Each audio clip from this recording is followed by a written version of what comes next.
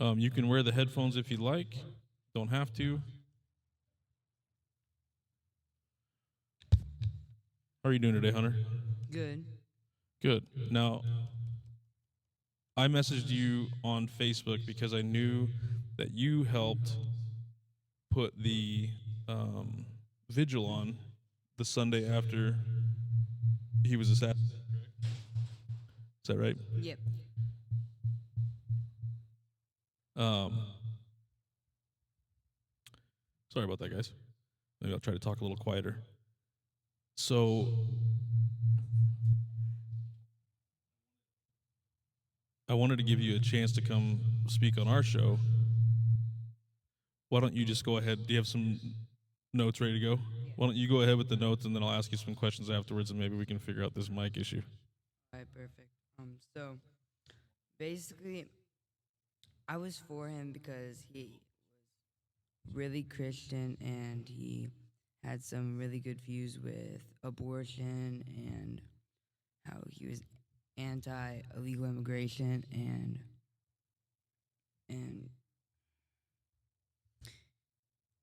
he inspired me to be more political and to speak out because for that I was always a loud kid and I just didn't know what to say. I just said some a lot of dumb stuff.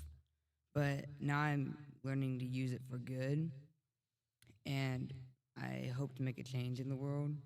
And he brought me closer to God through his Christian views and how he spoke. Um, I saw the video, I had just got out of school and I saw the video when he got shot. Later, when I got home, and I got sick. Like I cried and I got sick. It was horrible to see.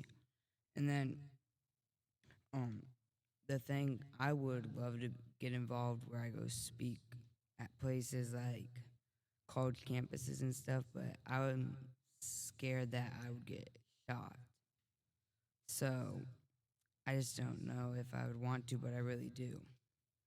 And it's horrible with all the political violence, like um, he said about how people got shot and today at the church in Michigan, how it got shot up and then lit it on fire. Then there's been how Trump about got assassinated last year in July, and just it's scary just thinking that when you share your beliefs, like in God or in conservative views, that you could die because any views really, if you speak your mind, you could get shot. And the shooting really didn't silence anyone.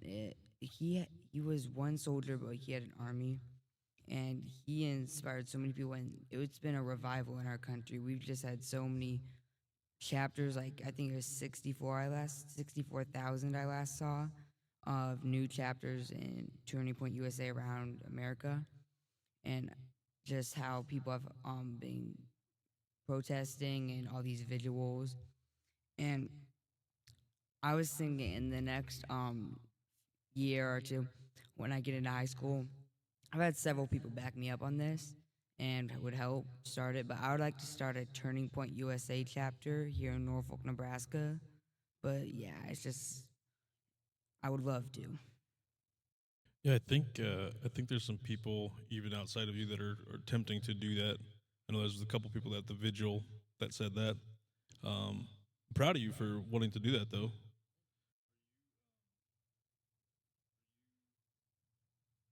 Are you fearful still?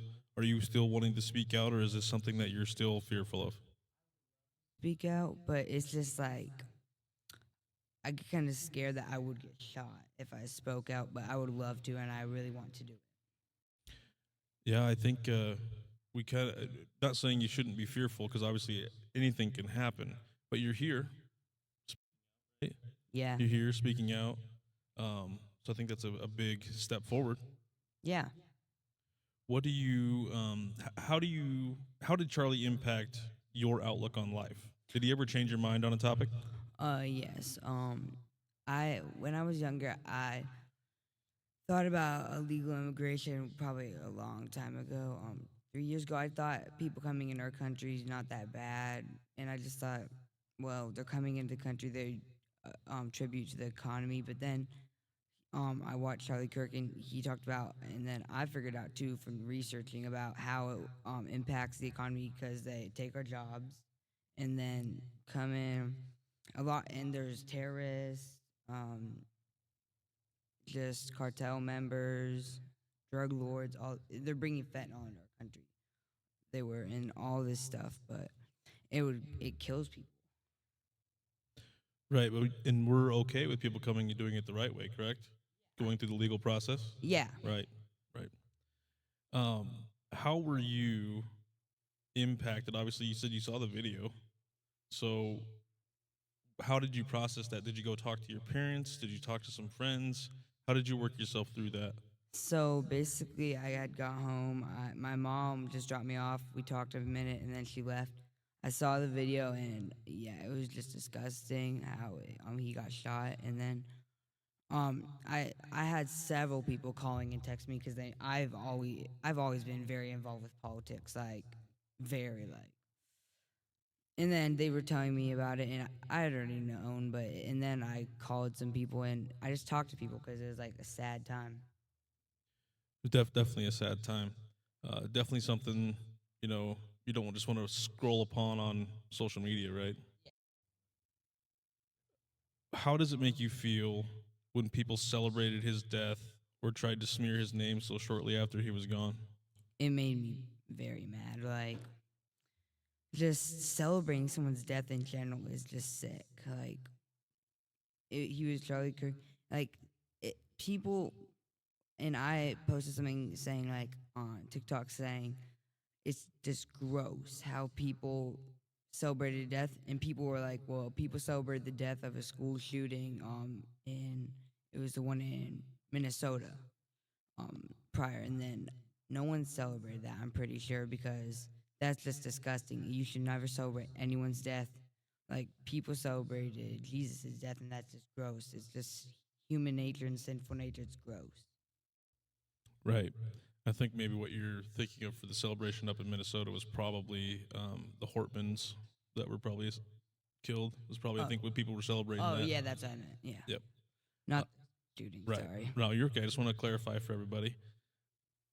So you want to be active in politics, and you say you're very active in researching politics. Are you going to join the debate team in high school?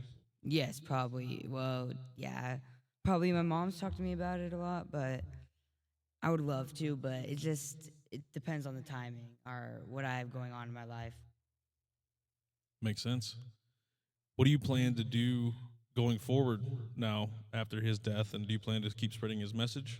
Yes, I do. And I would love to do a turning point chapter in high school. And then after that, just go, probably not start up a company or anything, just like go around to college campuses or whatever and speak or places. Just speak on my views and about God most of all. And I've always had a dream ever since I was preschool, pretty sure. Like I remember in a school journal, I wrote if I had $100, I would give it to a pastor because I've always wanted to be a pastor. It's always been a compassion of mine to share the word of God. I like that. Any final thoughts or messages you'd like to get out to the people that are sitting here and people at home? Just share your mind. Don't be quiet. If you go quiet, bad things happen. Just keep on doing good and don't give up. I like that. Any other things you want to give out to people? Thank you, everyone. Thank you, Hunter. Appreciate you, sir. Thank you. Um, we're still waiting on some people to show up, so I don't know if we want to take